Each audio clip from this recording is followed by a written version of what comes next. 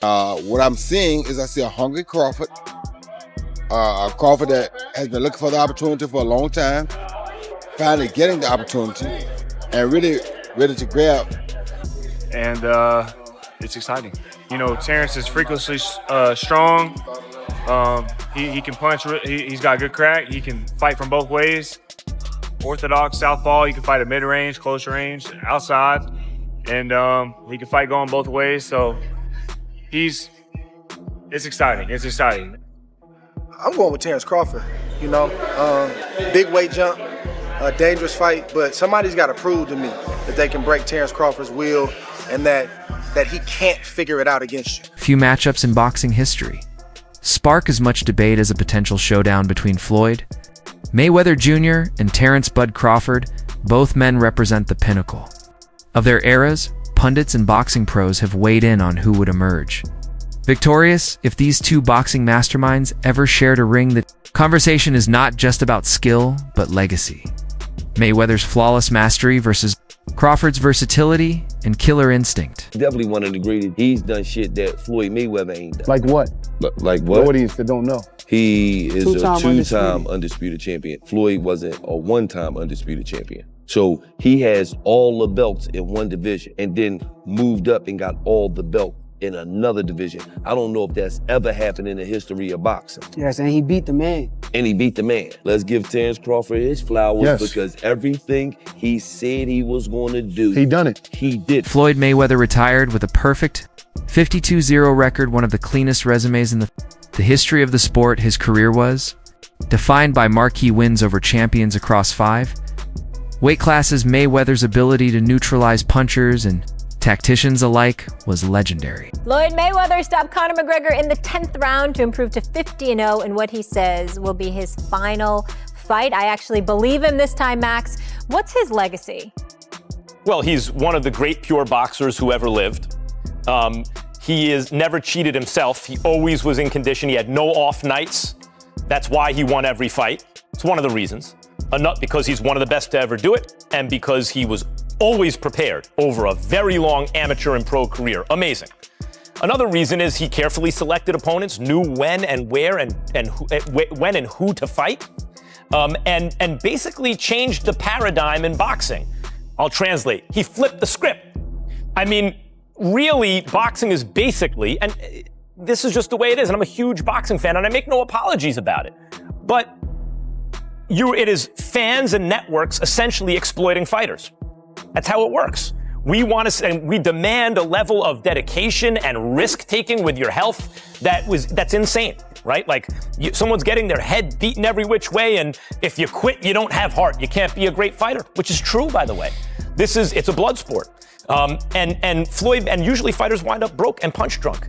And Floyd Mayweather flipped the script. He said, no, I'm not going to let the game play me. I'm going to play the game. Terence Crawford, meanwhile, has quietly built one of the most complete legacies of the modern era, becoming an undisputed champion in multiple divisions and proving his ability to adapt to every style thrown at him. His switch-hitting, sudden power, and elite ring IQ have made him a nightmare for opponents, and his dominance at welterweight has elevated him into pound debates where only Mayweather's ghost seems to hover above him. Professional fighters and veterans have not shied away from weighing in. Everything is on Terence Crawford's side, all the legacy, meaning he only has the opportunity to win the belts. Saul only has an opportunity to defend them. Terence Crawford has an opportunity to be in a 5 division and the only person to win all 4 belts in 3 separate weight divisions. Why is Saul taking this fight? And I'm going to tell you why. Because there's some things in life more important than just the belts. And that 20-year career that Terence Crawford made, that all that he has, is very valuable. Very, very valuable. He had 1 foot out the game, and if he can be the man to defeat him, because remember,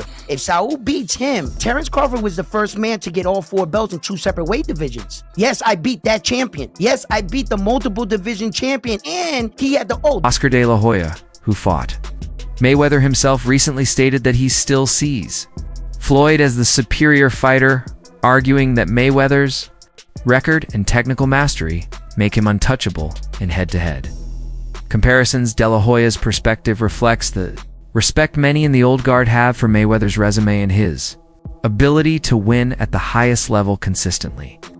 On the other side of the debate is Canelo Alvarez, who shared the ring with Mayweather in 2013 but has also faced Crawford. Recently, Canelo caused a stir when he said Crawford is way better than Floyd Mayweather, praising Bud's IQ, versatility, and the level of his recent victories.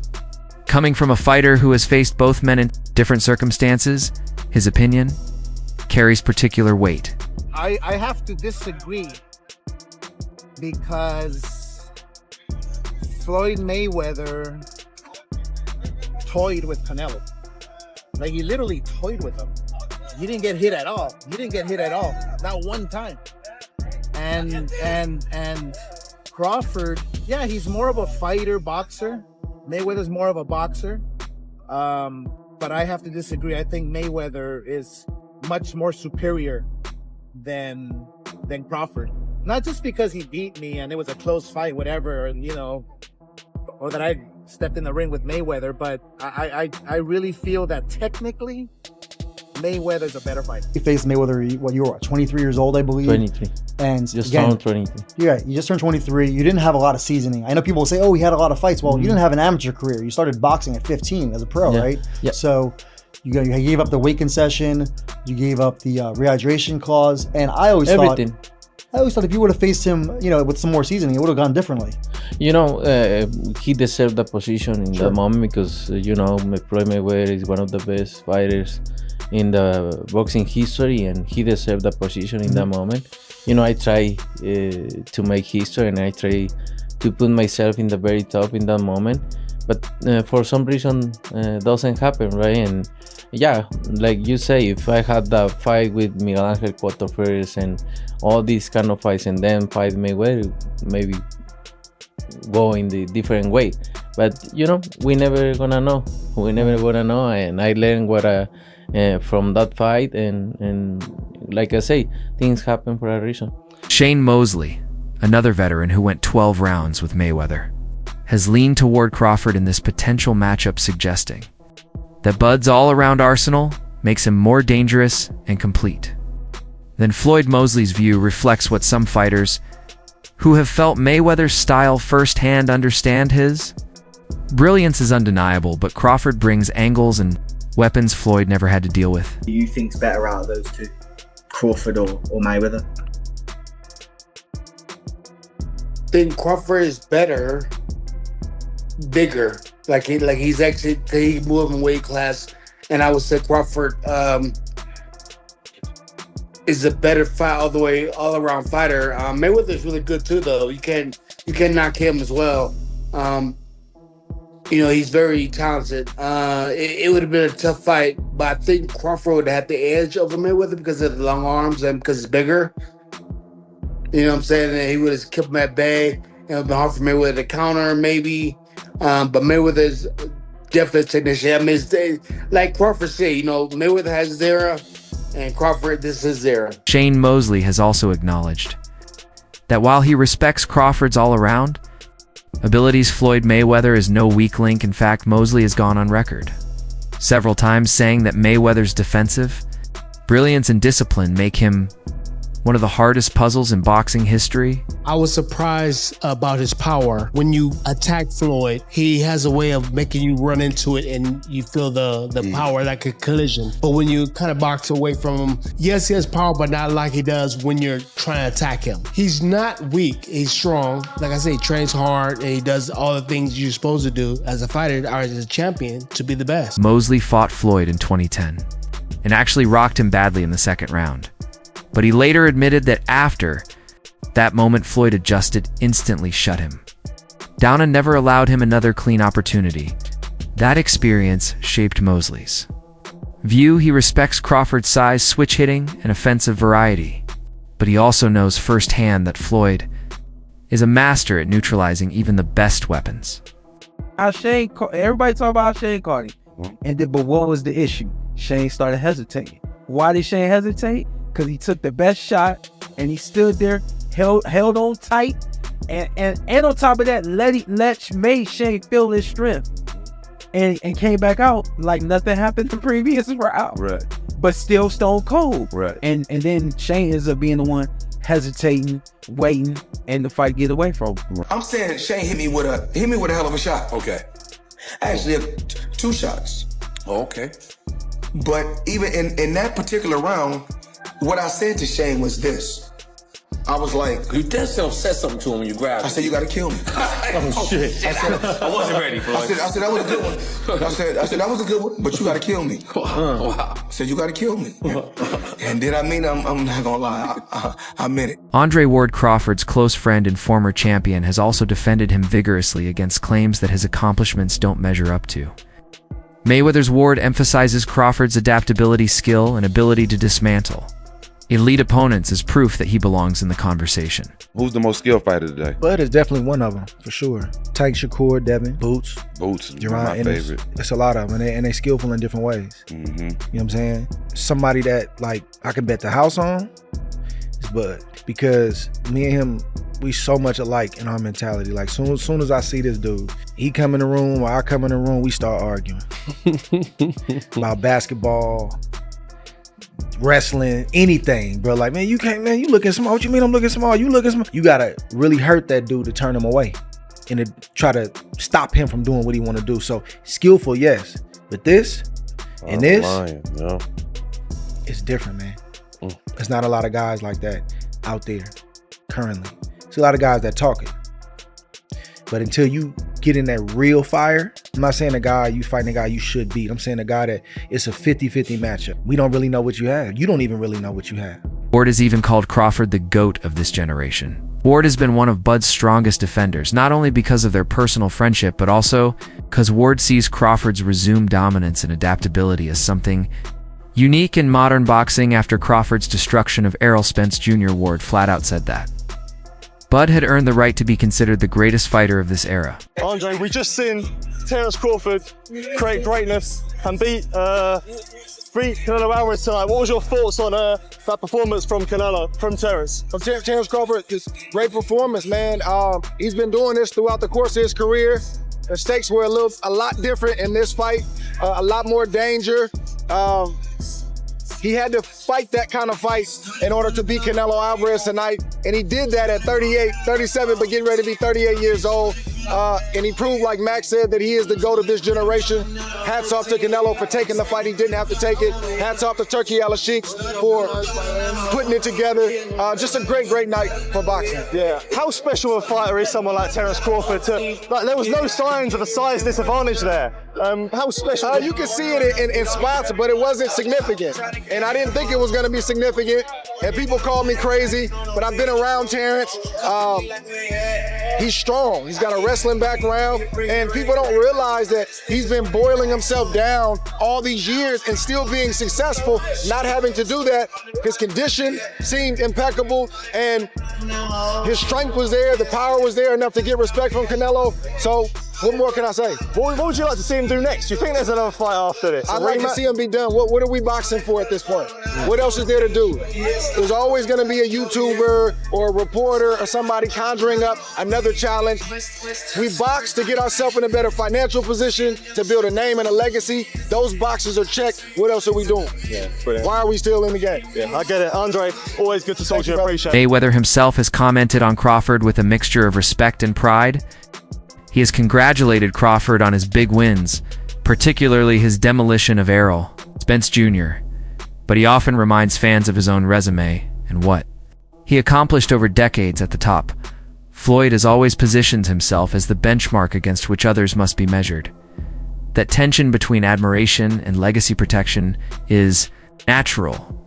Mayweather has long prided himself on being regarded as the best of his era, and the idea that a younger fighter could threaten that standing keeps this debate alive. I didn't want them to fight. I really like both of those guys. Yeah. A lot. Mm-hmm. Like, I had a chance to hang around Earl. I had a chance to hang around Terence. And both guys, class act. It would look like I'm leaning towards one guy because I boxed one guy before.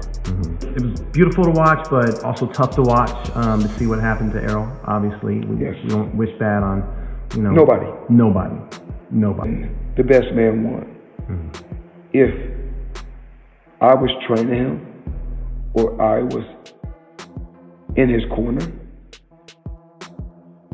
I don't think he should be fighting at 147 at all.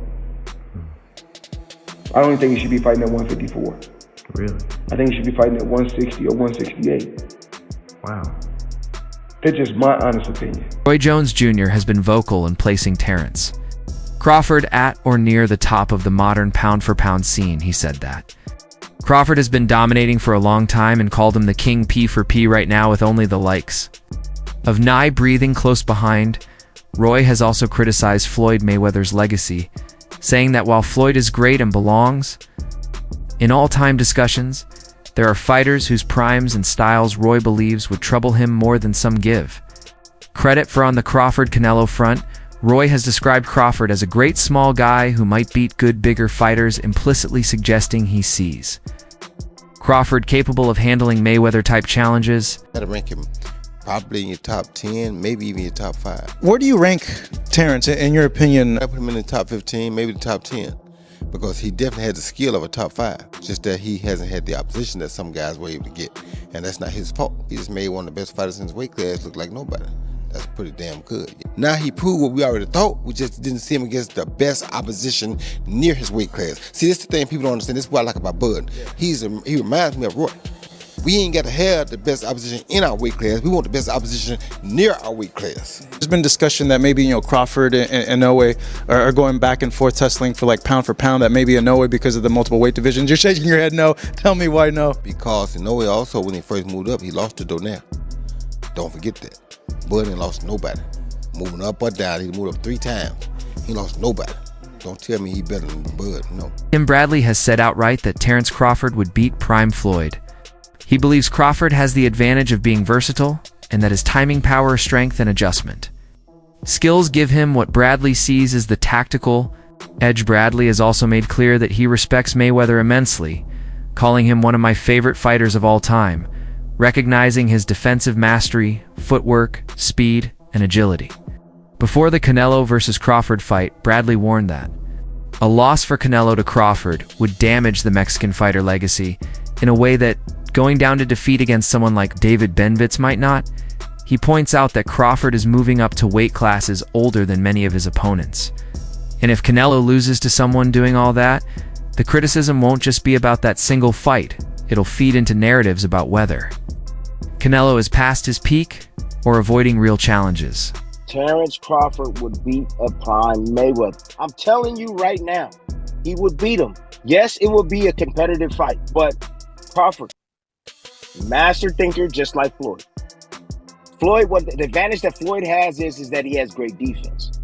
The advantage that Crawford has is that he not only can fight orthodox, he can also he's versatile. He can switch to the southpaw stance. And we all know that Floyd don't like to fight southpaws. We know that. What happens when you have a guy just as smart as you are and able to make adjustments like Crawford? What happens when you have a guy that can hurt you with either hand? A guy that's powerful and strong like Crawford. A guy that's quick as Crawford. A guy that can fight you in the pocket. A guy that knows how to execute that Philly shell. He knows how to bust through that. He'll have enough to beat Floyd, and he'll have enough to gain respect and hurt Floyd too. I don't think he knocks him out, but I think he'll win a close decision. Hey, I want to know what everybody else thinks. After fighting Canelo, Alvarez, Crawford addressed critics during the post-fight press conference. He said people constantly told him he was nobody or that he couldn't beat that kind of guy now. Having beaten Canelo, what can they say?